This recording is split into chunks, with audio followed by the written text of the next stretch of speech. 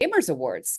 So last week I had a great chat with Roxanne Sabo from Amazon Games, and I am so honored to be here today with Lori Lehman and Emily Kilpatrick.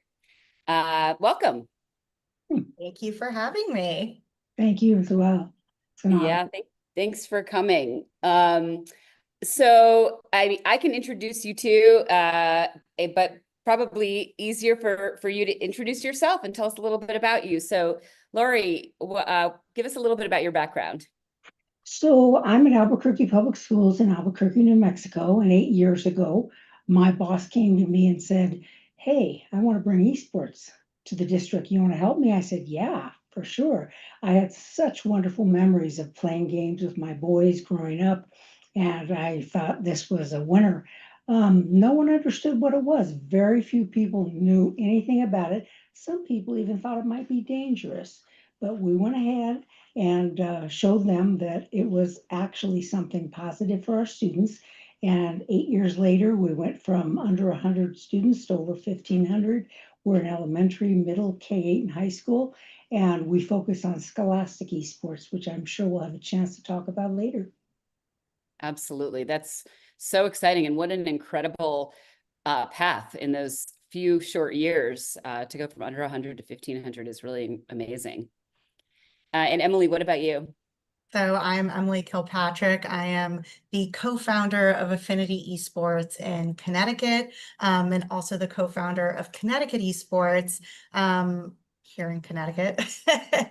And Affinity Esports was founded in 2021.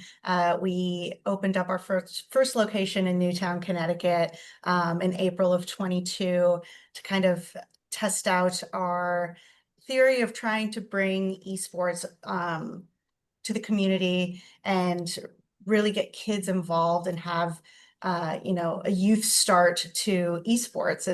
It's not something that my husband and I had seen. My husband was a huge gamer growing up. I never considered myself a gamer, even though I had all the Game Boys. I played Pokemon, I played Zelda, I played all the console games. I loved all sorts of games. And then my husband's like, "You're a gamer." I'm like, "I'm not." And then, later on, I was like, "Oh my gosh, I'm so a gamer. And I love everything about this community. And I just want it to be better." Thus, my husband and I created Affinity Esports. And now we have 3 locations in Milford, Connecticut, Wilton, Connecticut, and Newtown, Connecticut. And then we have a mobile solution that we bring all across the state to help kids and young adults and adults understand more about esports and gaming. That's so exciting. I was gonna, one of the first things I thought I was gonna ask both of you is kind of how did you get to where you are? But you both sort of answered that. And so I love that. I think what would be really interesting to talk about is you both are, kind of touch gaming and at the intersection of gaming and education. And what does that look like? Like if somebody doesn't know too much about gaming, right? And their parent, and you say, "Oh, there's a big intersection between gaming and education." What does that mean to you, or why is that important? And either or both of you can. I'd like to jump in first because I call scholastic esports as the beautiful, I call it the beautiful integration of competitive gaming and education.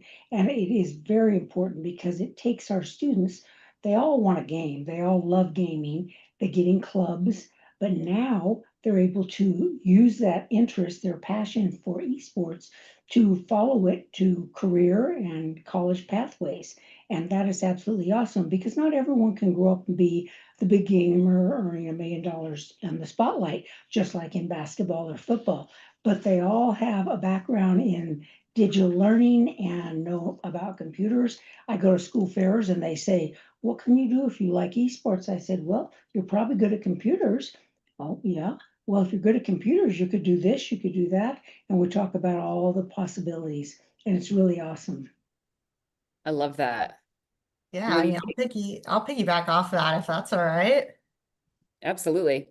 So for us, when we initially started doing courses at Affinity Esports, we were geared towards kids, and we really wanted to be the starting point in, you know, a child's esports career, I guess. And not every kid, like you said, Lori, is going to grow up to be, you know, a professional esports competitor, but there's so many other avenues and opportunities that I think parents don't necessarily think of when they think of esports. They think of that like you're sitting in your game and you're grinding and, you know, your kids shut off from everything. But we really wanted to be that training ground and say, you know, yes, there's game-based things, but we also do coding and game creation, and think about the people who are creating these games and designing these games. There's, you know, content creation that goes into it. Think of the broadcasting. You know, my husband and I just went to Canada to VCT for Valorant championships, and the production that went on, and all of the equipment and the setup and the sound and just the broadcasting and the level of professionalism, like that's what we want to show parents and get kids excited about. So at Affinity, we really focus on the game creation and coding aspect of it, the gameplay aspect where you're learning your soft skills, teamwork, collaboration, communication, you know, tilt management, all of that. And then content creation, broadcasting, live streaming, all of the things that can get you prepared for any sort of role in esports. And I think it was easier for parents to digest those other two tracks versus just the gameplay track. Right. Yeah, I And mean, also comment that the biggest thing that I have found, one of the most important things is that they're finding a sense of belonging, because these are typically students who were not involved in traditional sports and activities. So they found their place here. All of a sudden, I have kids tell me, I made friends. They Yes. accept me for who I am. And you might have a large group of students who are involved in esports who have are neurodivergent, and they Mhm. feel they don't fit in sometimes, but here they fit in. Here they found their place. They found their community. I have kids tell me that they want to come to school. They want to get better grades. All these things because they want to be on the esports club. They never knew what it was like to belong Yeah. to a club, to be on a team. They miss that entire thing throughout their educational experience. And all of a sudden they know what it's like, and it's valuable and so important. I love that. I mean, I think at the gamehers, one of the things that is sort of at the foundation of who we are is community building. And again, for people who don't necessarily know a lot about gaming or don't have kids who game, sometimes the perception can be that it's very isolating. And of course, that can exist in some scenarios, but in general, it's so fascinating how community focused gaming is as an activity, and how, like you said, Lori, feeling like you belong somewhere and are around people who have the same interests as you. And you know, Emily, you mentioned some of the things that I always love to talk about, like what can gaming teach kids and what are the benefits? And I mean, I think you sort of threw out some teamwork and collaboration, leadership, and even things like decision-making skills, Oh, quick yeah. thinking, all of those. A lot of similarities, actually, and surprisingly, to some people that you find on a sports team. Um, and Definitely. actually, another example that is kind of funny, my family is very into theater and music. Also something you find if you're in a drama production. Anytime you have accountability to a group of people and, you know, opportunities to be with like-minded people, I think that's just something really special that gaming offers. So it's great to hear the two of you talk about that. Yeah.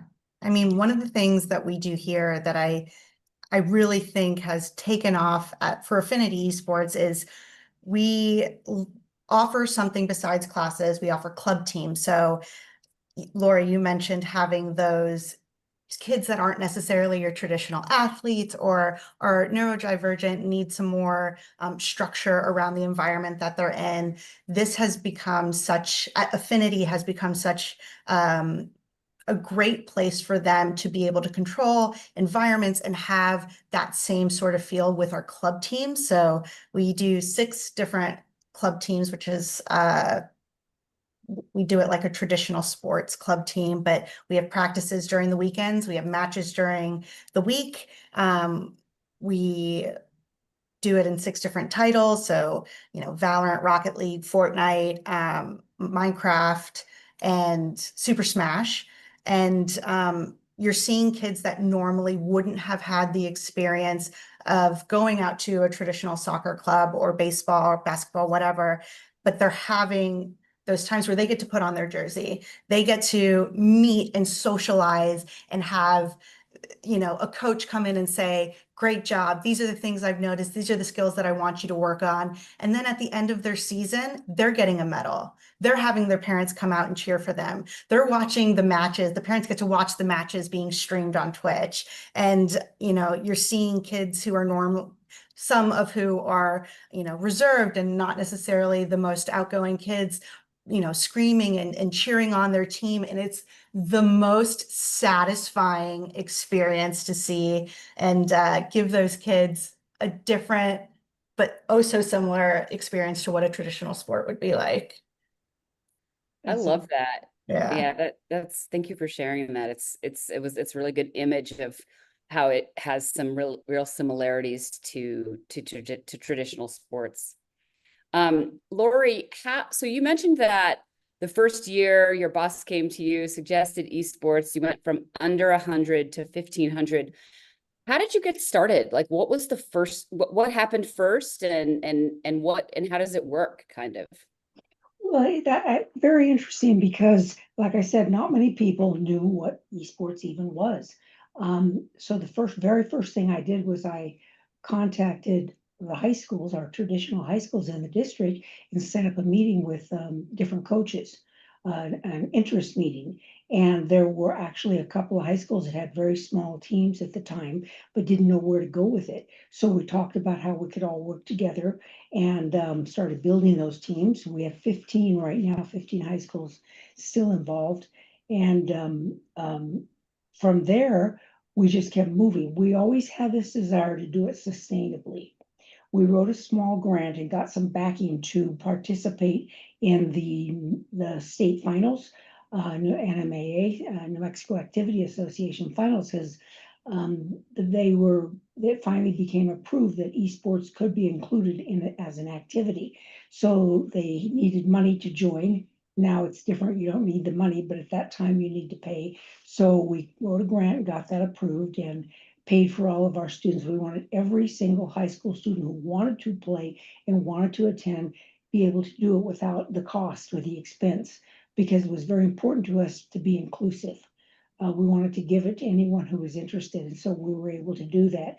And then after that, we actually, the Play Versus took over much of the nation now, and they're a free organization now, so everyone can become involved without having to pay. But you still need jerseys and you still need things like that, and those are things that they can work on getting the money and fundraise at their own personal schools. But like I said, we wanted to be sustainable, we wanted to be inclusive, we wanted anyone who wanted to be a part of it to be able to join in a safe environment. And that was how we started, and we just kept going slowly, slowly, slowly, and then eventually formed an affiliate with NASEF. NASEF is a network of academic and scholastic esports federations, and we started working with them and formed our own affiliate. We wanted to get a curriculum going, so we worked with a lot of teachers and coaches and came up with a plan, sent it to the state, the New Mexico Public Education Department, got it approved, have a curriculum now in high school and in middle schools. And that's a really awesome addition, because people think, oh, so they go to class and they play games. No, not necessarily. They might be in the classroom learning how to build a website. They might be using graphic arts. They might be learning about coding. They might be even interested in cybersecurity. So they're doing things they never knew they had an interest in before, but all of a sudden they do. And every year we give out scholarships to our graduating seniors. This year we gave 19. So that's increased every year. And I always ask the kids, fill out a form, tell me, how it has affected you, how it has changed your life. And I had one young man whose coach told me he was about to drop out of school until he joined esports. And since then, he wanted to stay in school. He wanted to get better grades. We have had definable surveys showing that, yes, absenteeism has gone down and grades have gone up. Not an incredible amount, but enough to make a difference. So it's not just the sense of belonging, it's learning all the 21st century skills that are so important that will take our kids to into the future. And they're not always majoring in those, but I have quite a few who did find they love technology and are majoring in that. I had one young woman who found a desire to go into cybersecurity, actually got a full ride scholarship to go to USC in California. So we have Wow. a lot of success stories. That's amazing. That Yeah. is, I mean, that's really incredible. So thank you for sharing that whole journey. It's fascinating. And for just to dig in a little deeper, when you first started and you talked to some coaches and you started the team, and then Play Versus took over, that's for the competitive part of it, and then the classroom part of it, are they completely separate? It's not completely separate because there is an intersection always Yep. with that. But we are, as an ASEF district, we're a no cuts program. So anyone should be able to join and play. Now you might have your A team because you might have this team you can aspire to, but no one is turned down. When you want to join esports, you can join. And I have some students who just want to observe, some that want to just maybe document things, be a social media expert. There's Yep. so many different ways to go. And the scholastic part of it fits into their school schedules because, again, they all of a sudden have an interest in STEM skills. And Yeah. beyond that, they're taking their all the soft skills we talked about, discipline, so many aspects of esports that they can carry into the classroom, and it helps them go further. I love that. It's true. STEM skills and even STEAM, right? Because I always think about esports. It's just like any industry, really, right? So even, I mean, of course, the two of you know this, but for the pros, they have the nutritionists and the physical therapists, but Yes. then in the business itself, graphic design. I mean, it's whether you're an artist or an esports focused lawyer, you Yeah. can find a job in the industry, one end of Yeah. the spectrum to the other. And so I think about it like, again, I use the example of in my kids love music and theater. If you want to work in the music industry, like you're probably not going to be Taylor Swift. I mean, maybe you'll be the next Taylor Swift, but if not, there are still so many jobs. It's a whole entire industry. And I think sometimes I often say for parents, because it seems like they're the biggest segment of Mhm. people who are still confused is parents who have kids who want to work in the industry or who want to play games growing up, and parents who can't see it yet. So maybe that's a good segue. Emily, I love how on your LinkedIn profile, not that I looked up your LinkedIn profile I mean, I know you, but I was in preparing for these. I looked and I love that you have your two daughters right on your profile. That was something that was resonated with me a lot because I also have two daughters, and I think, am I remembering correct? I have a son too, just in case he Yeah, watches this. I also want to mention him, but I think one of your daughters is named Lily. Is that right? that's correct. My youngest daughter. I also have a Lily, and I love being a girl mom, and I think that it's yeah. I'd love to hear your thoughts on parents overall. We Yeah. can take this any direction, but are there struggles with parents? Are there parents who are still skeptics? Are there parents who from the gamehers, we're always thinking of inclusivity, and are there parents Yeah. who never thought about girls playing games, even in today's world? All of the questions. I'll leave it open-ended Yeah. and let's start there. Yeah. I mean, I think it's definitely multi-pronged, right? Yeah. So we have parents who know that their kids enjoy gaming, and this, like for us at Affinity, sometimes they'll come in and be like, this is a treat, this is something extra that you get to do on top of all of your normal things. It's not something I would say a lot of our parents would consider like a mainstream like thing to do after school. Normally you're doing, you know, your musical instruments or your sports or your art classes. but we're trying to change that narrative and show like this is just as important as any of those other skills. And if it's important to your kids, like get involved in that journey with them, because they'll only be more open with you, you know, as you listen to their likes and wants. Like, yes, you're listening that they like to play the violin or they like to play baseball and you're urging that, but are you doing the same when they say, oh, I love to play Fortnite, or, you know, I love to play Super Smash? We are trying to get parents to be involved in all of these things too. So for our classes, we try, like I said, put a three-pronged approach where we're saying, yes, we do gameplay and we're learning soft skills, but there's other tracks like we've talked about. And then for the club teams, come and watch, come and see what they're doing, see how they light up as they would for any other thing that they're interested in. And it's not until those moments, I think, where parents are actually watching their kids and they're seeing, you know, normally my kid is just shut off in his room talking or mumbling to himself, but here he's talking to his neighbor. He's communicating like, oh, we need to pass at this point, or, you know, next play, I think we need to switch things up, or they're listening to the coach and then they're making adjustments and tweaks and they're socializing and they're growing and they're seeing their personalities just bloom. And I think that's really a turning point for parents, for us. And then once they've seen that, they're much more accepting of, you know, I can see where this is not just something where they're, you know, sitting on a computer staring at a screen. There's physical breaks. There's chats with coaches. You're gaining something from this. It's not just like a mental blur. Like they're actually gaining skills and things that will help them later on in life. And then you have parents that they've been looking for different avenues for their kids to take. They can't physically do the traditional sports, or they're not interested in traditional sports. And, you know, this is like kind of their last effort at trying to find something that they can get their kids into, and they're fully supported from the get-go. And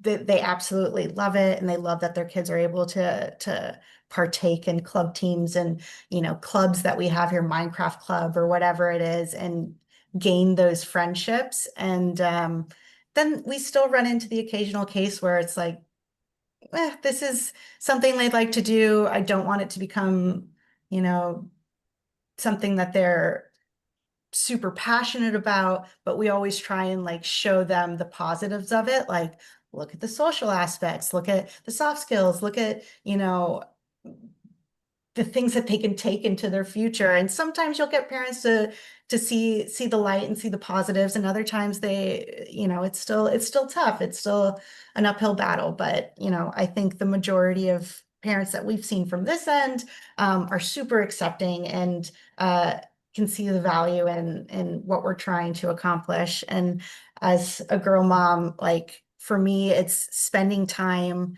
with my girls, even though they're just 3 and 5. We have Minecraft days where we'll go on our server, our Affinity esports server. And now my 5-year-old knows how to use a keyboard and mouse, and she can take that with her when she goes to school. And, you know, whether it's just, you know, creating chickens in Minecraft or whatever it is, it's something silly, but we're doing it together as a family, and they're learning things that they don't even realize that they're learning. And it's fun to see. Yeah, I I just love want to jump that. in real quick, because what you're doing is exactly the right thing. When you get parents involved, a lot of times they just don't understand, but when you get Yeah, them involved, and I do onboarding in our district and all across the nation as well, because people go, oh, I've heard about your program. Can you tell me how to get it started? And I always say, include your parents, because if yeah, you include your parents, a lot of times they don't understand, but if they do understand, they'll be your best supporters. exactly. The very first thing you do is invite them to your meetings. Show them the permission form. Make sure they sign it so they know exactly what, you know, games you're playing and everything. Yeah, Once you get your parents involved, you can get support from every other area. definitely. Yeah, I think that it's such a great point. And Lori, do you run into situations where there are kids who want to get involved and their parents aren't on board, or alternatively, have you seen that kind of change and parents generally are supportive? I've seen a big change because when we first began, I had a one young girl whose parents were against, I didn't know at the time, they were against her being involved. And she hid it from them. We didn't know this because we don't encourage that. But they were a very traditional family, just immigrated from Vietnam, actually. And she finally told them that she was involved and she was becoming successful. They even did an interview on local TV about her. She showed her parents that not only was she keeping her grades up, but her grades had gone up because she wanted to participate. And there's a grade requirement to be a member of the team. But they finally accepted the fact that she was going to continue with that. She became an officer in the club, and she said, "I want to show Oh no, Lori, we just lost you. that you can Oh, become success at it as well." And now I will tell you that she is I think she's in her last year of college now, doing very well, and has an internship at one of our national laboratories. So yeah, there's a lot of success stories like that. Oh, that's incredible. I'm kind of laughing at the fact that she ended up telling her parents in part because she was going to be on the local news. Exactly. Um, I guess by that point, maybe they were easily convinced if there was some, excitement and success around it. But what a meaningful statistic that her, and I think you said some other students, in a survey, grades improved. I mean, that's sort of that data right there is I think really important to be able to share. And Lori, you also mentioned that you have traveled to other places around the country. Are the Albuquerque schools sort of ahead of the game in terms of esports, or is there a lot of collaboration? Well, I like to collaborate, and I've always said I'll help anyone get started, no matter if you're in our district or not. I'd say that the biggest, strongest esports uh, clubs and teams in K-12 are kind of on the coast, the west and the east coast. Now we're not ahead of them in many ways because we don't have a budget, but you'll find if you start asking people all over the country, very few people get paid to do what they do. They do it out of their love for helping the kids and showing the kids that they can find so much, their career, college and career pathways. It's just an awesome way to help them. I have a full-time job otherwise and do this on the side. And no, there's not funding like you think there is. I did get some, our grant ran out a long time ago, but I got Xfinity gave us a nice donation, which was very awesome.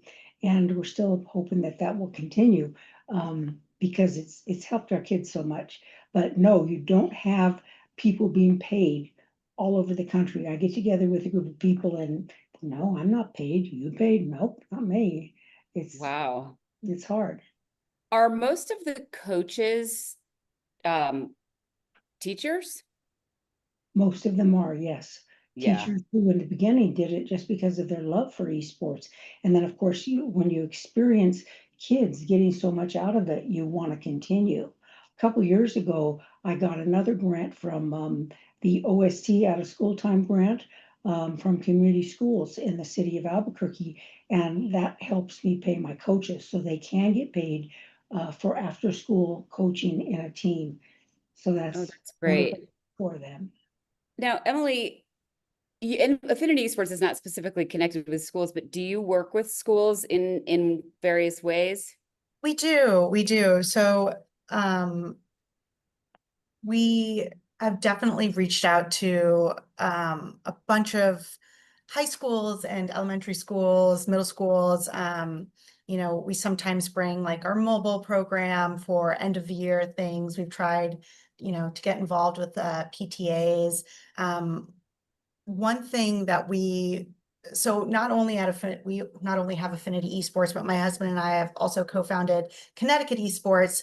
And we did this because when we were starting Affinity Esports, we noticed the fragmentation around esports in the state. There was nothing connecting the education with the community leaders and, those people who are putting on tournaments and what was happening in the state. So we really just wanted to be the central location where schools, parks and recs, libraries, anyone who was interested or doing something in esport could come in a central location and start collaborating together. So with that, we've worked with the Milford Public School District here in Connecticut.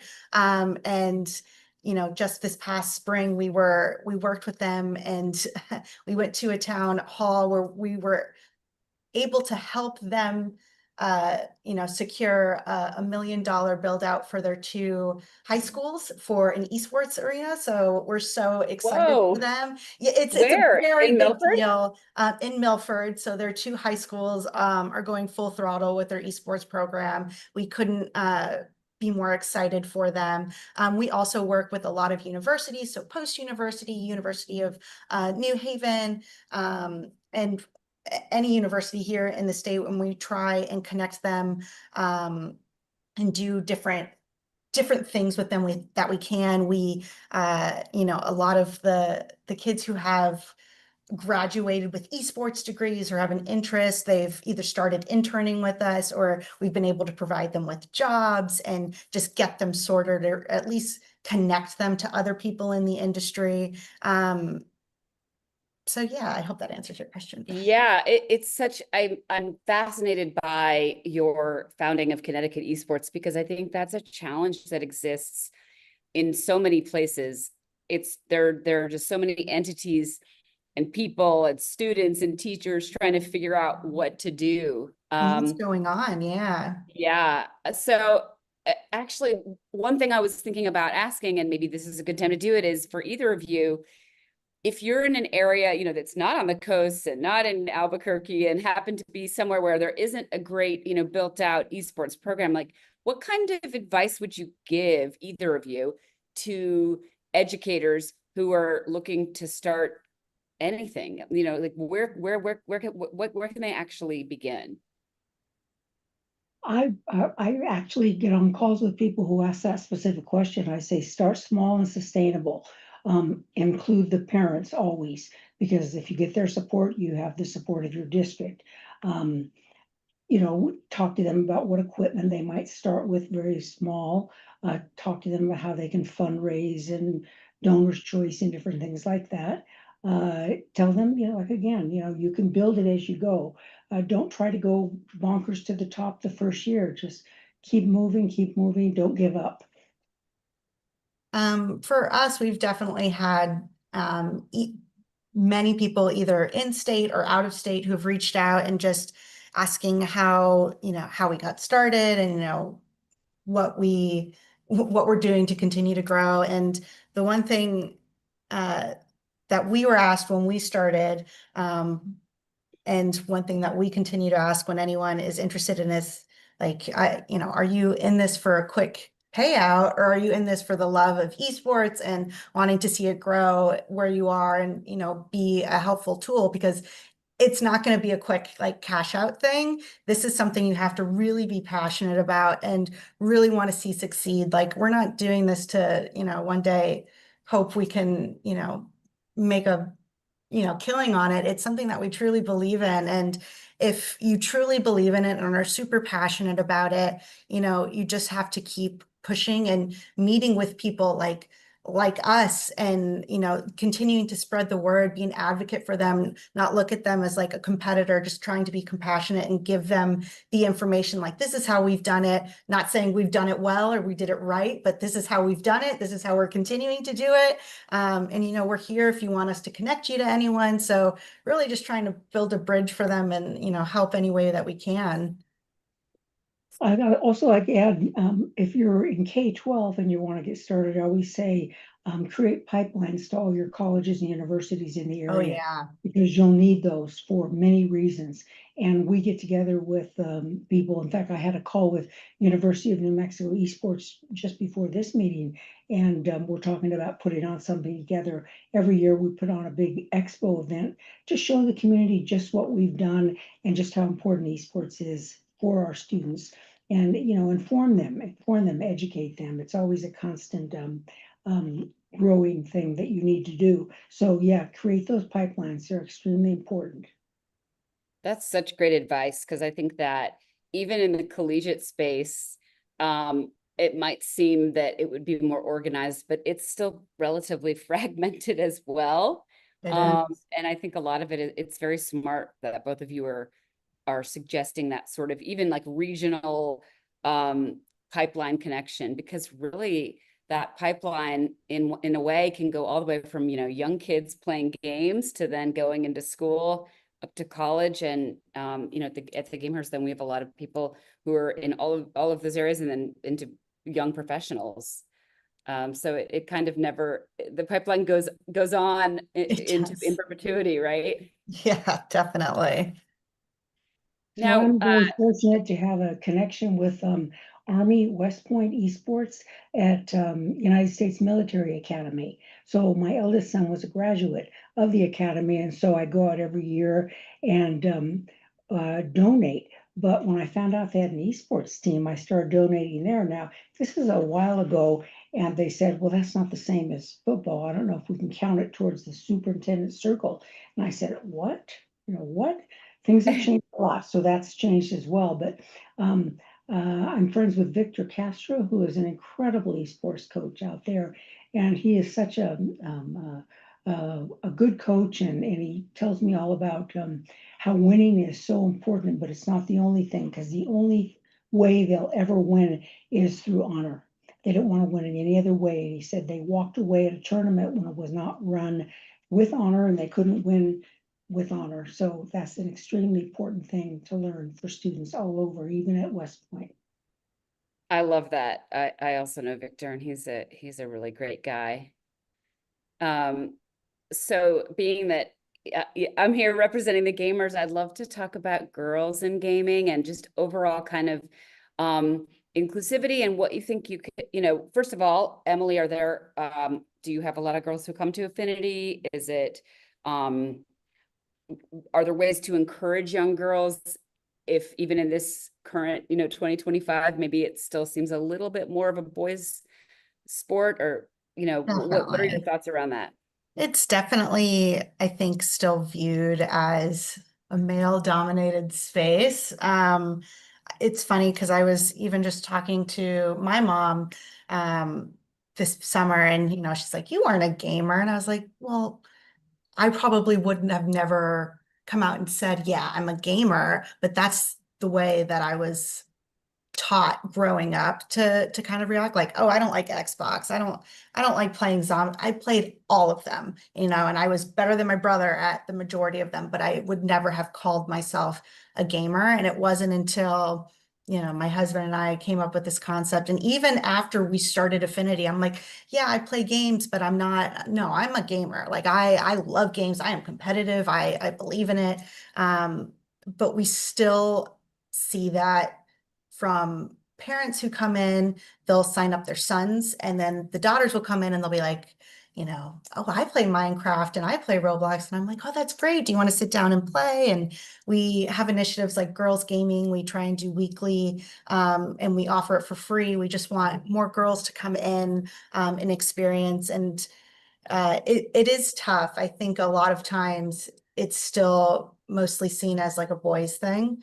But whenever we see girls come in, we definitely try and encourage and say, well, if you like playing, we can do a themed game, whatever it could be. Like we'll find a way, and we'll make it fun. And we're running summer camps right now. And this summer, we've seen the most girls that we've ever seen here at Affinity, which I am so excited about. And yes, they are in like content creation camps and things like that. But, we had a couple girls in our Fortnite camp, which we'd never had before. So Yeah. I think it's still like a slow churn, but it's picking up speed. It's getting there. And like our leadership team is, 3/4 girls, or women. And, so we're always super proud to bolster that and show like, this isn't just a male thing. This is an everyone thing. And don't Yeah, count well, us out. if you see it, you can be it, Yeah, for right? We sure. all know that, and for that reason, I so appreciate the two of you being here today. It's a really good example of that. But it's great to hear. I mean, I think it's interesting to even be. It feels like there's been so much progress in that area in many parts of the world, not just gaming. But we have some progress that can be made, I think. And that's great about the Fortnite. My two daughters, they're 15 and 13. And so since the gamers has existed, they've like gone through middle school, and then the older one is in high school. And I saw that was the age when it happened. Like they played games, they played with boys, they played the same games. And then suddenly like things got, awkward in middle school.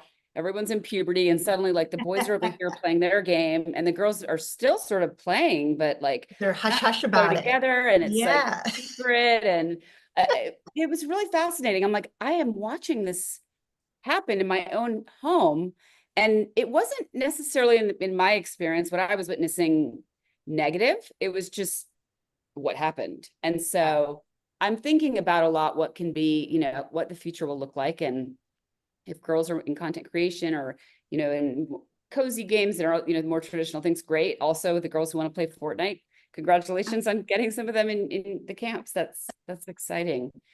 And what about you, Lori? Do you see a mix of everybody, or I've seen it grow where more girls are wanting to join and actually doing it. I mean, from way back when we started, and that young girl said, she wanted to prove that a girl could be a gamer, and she did, and she's a success.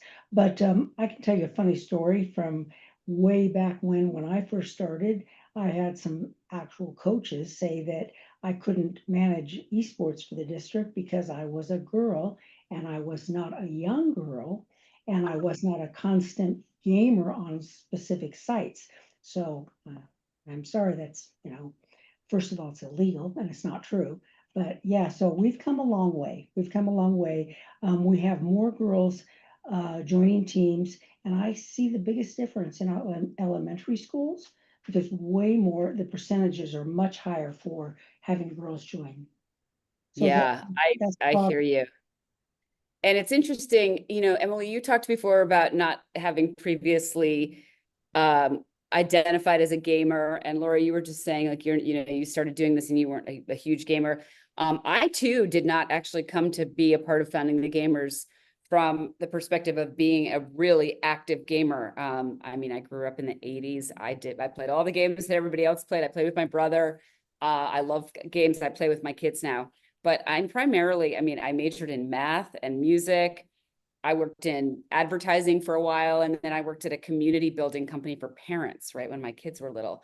So my common thread from the gamers to my previous experience is more around, I love STEM and tech and all of that, but I also just really love community building. And I had some really strong adjacencies to the gaming industry and felt like there might be an opportunity for community building in this industry. Not that it wasn't already there, but that's where I came from. And I always like to share that, because I think that, again, this is a whole entire industry that needs people from a lot of different backgrounds and pasts. And one certainly big group of people that includes is, hardcore gamers for sure. And also a lot of other elements to make it successful. So certainly appreciate that perspective from the two of you, and just really enjoying chatting. Where do you see kind of the future of esports? I mean, not even too far in the future, but whether it's, if we think about like 5 years from now, I mean, the Olympics is in 4 years. There's talk of esports in the Olympics. I don't know if either of you have a perspective on that. We could start there, but it'd be great to just hear how are things going to change, grow, get better when you think about gaming and scholastic and education and career, that sort of path. I can jump in. First of all, I think being in the Olympics is an awesome thing. Second of all, everyone talks about is esports an activity or a sport? And I used to think it wasn't important until I talked to a bunch of people who said it's important that it's a sport, because that's where the money is. And if you want to have funding and backing, it's got to be identified as a sport. And I said, okay, I can see that. I would have gone either way, but yeah, if that's the case, we do need to work on funding at the K-12 level. College has that going for them, but we don't have the funding we need here at our level. I'm meeting with some people next week to talk about bringing a drone program to our district. Why isn't it everywhere? Why can't we fund esports for all of our students? Why do we have to, beg for money? And I think in 5 years, it will be to the point where we will get funding, because everyone talks about the social emotional benefits and how valuable it is to have that sense of belonging. And it's true. And a lot of people didn't find that out until COVID. If you recall, when we were isolated, there was one way you could get together, and that was if you were on an esports team. And Yeah. that's when they all got together on Discord or wherever and were able to talk and share ideas. And all of a sudden they discovered that. So we need more of that. We need funding. We need more understanding of esports. I think that the steps that are going on right now, especially with the Olympics, that's a great start. Yeah, I'm super excited to see that, esports is in the Olympics. I'm interested to see if they will expand in the titles that they're offering. Because I think that will be very, very interesting. Esports, I think it's so interesting because esports has been around, for a long time. My husband used to play competitively when he was a kid. And, you know, I think just in the United States in general, we're a lot younger in terms of esports compared to, uh, everywhere else. But it's something that's been going on for so long, and I think we're just trying to catch up and be at that same level. I don't know if we'll ever get there, but it's something that we can continue to aspire to. But you know, one thing that I always mention is when I was in college, and I feel like this dates me, but we didn't have esports. Like it wasn't even a conversation. Like you would Yeah. not even have fathomed the idea of being on an esports team. And now the university my husband and I went to, they, have an esports team. It's part of sports. And it's crazy to see. So I'm hoping that it's something that's more accepted and seen as a traditional sports in academia. I hope that, we can continue to see it, more widely broadcasted, because even now I think it's hard, talking to my parents who are very traditional and old school, they find it so hard to believe that you can like sell out the Barclays Center for a Right. match. But it's something that happens and has been happening. Like it's not a new thing, but I think just the attention around it is going to continue to grow, and that's going to be something really exciting to see. And I mean, I just hope it continues to grow and be something that becomes more acceptable as a traditional sport, or seen as a traditional sport, because it is. Yeah.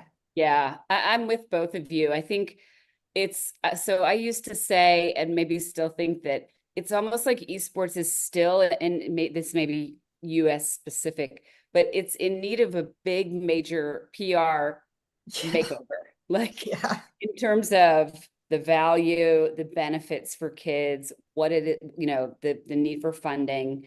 And Lori, that was a really interesting point about getting funding by classifying it as a sport.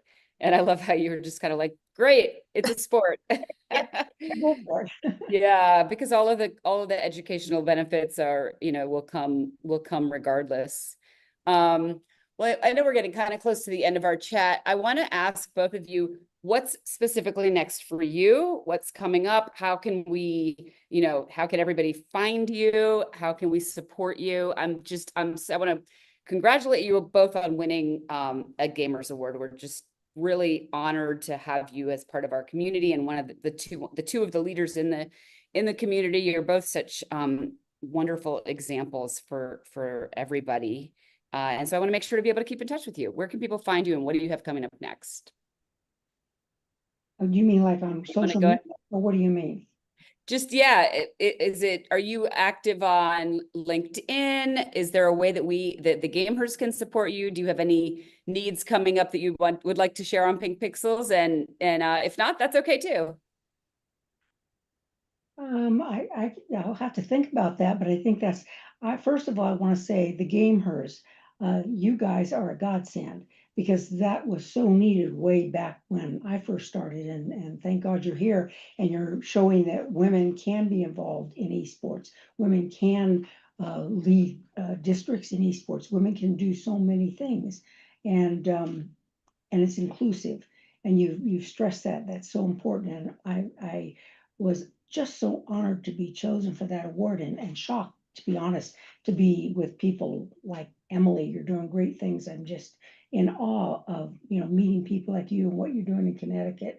It's incredible. I started reading about on your website and online, and yeah, kudos. That's awesome.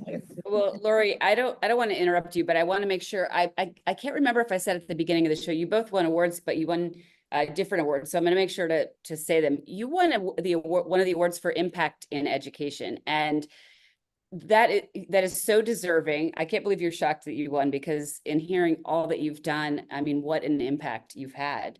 So thank you. And thank you for sharing your story today. And I will make sure I'm very excited to keep in touch with you and follow your journey and just continue cheering you on. So thanks. Thank you. And what's kind of coming up at Affinity or Connecticut Esports or both? Yeah. So Affinity Esports is, in the middle of summer camps. We're running 10 weeks of summer camps out of 3 of our studios, so Newtown, Wilton, and Milford, Connecticut. And we're also running 10 weeks of mobile summer camps. So we are all over Connecticut. This week we are in Torrington. I don't even know where we are anymore. We're in Torrington, Connecticut, working with a young adults group out there. So we're super excited about that. Our newest location in Wilton is going strong. We're really excited. I think we're going to spend some time focusing on making sure all of our locations are, exactly where they need to be, and getting ready for the fall and the transition from summer, which is always a bit hectic. And for Connecticut Esports, we've just finished filming our 6th podcast. So you can definitely catch up what we're doing with Connecticut Esports with our podcast. We should be coming out with one really shortly. We're actually, I think the first one we interviewed Clint Kennedy, who's big in the education world for esports here in Connecticut. And so that was a really fun podcast to shoot. So you can definitely check that out. We are all over social media. You can check us out on, Discord. You can check us out on Facebook, LinkedIn, Instagram, all at Affinity Esports or at Connecticut Esports. And we're constantly posting things. And yeah, that's what's going on over here. That's awesome. Well, thank you so much. And before we close out, I want to tell you both, I feel like I have such an additional fun connection with each of you. So Lori, I know that you're in Albuquerque. I think I mentioned before we started streaming that my husband is from Santa Fe. I'm literally going to be flying into Albuquerque next week. And New Mexico is such a special place to our whole family. So that was kind of fun to hear. And Emily, I'm from Connecticut, but I can't remember if specifically that I'm from Wilton. So I cannot wait to see your new location there. I'm definitely going to finally come visit, and I really, really look forward to that. So yes, we'll be excited to take you around. Yeah, I will definitely connect with you about doing that. I used to get out to Wilton a little bit more. My kids keep me a tiny bit busy on weekends these days, but we'll make it happen. Yeah, and so what's coming next? We have PinkPixels next week. Hope all of you who are here will tune in. My colleague Ali is going to be hosting. She's going to be hosting the Trailblazers in Gaming, which is Susanna Pollack, Mariam Nusrat, Carmen DeMint, Sanka Filipovich, and Carla Harris. So make sure to tune in next week. I will also mention that one of our partners who we absolutely love is Zenni Eyewear. I'm wearing my Zennis today. They're super fun. They're wonderful glasses. If you want to grab a pair, we have a gamers code. I'm pretty sure it's gamers10, but it's in the chat. And just thank you both again so much for coming, and really excited for to see what's to come. Thank you so much for having me. And Lori, it was so nice to meet you. It was wonderful to meet you. Thank you as well. This has been Have a such a great pleasure. day. Bye. Bye.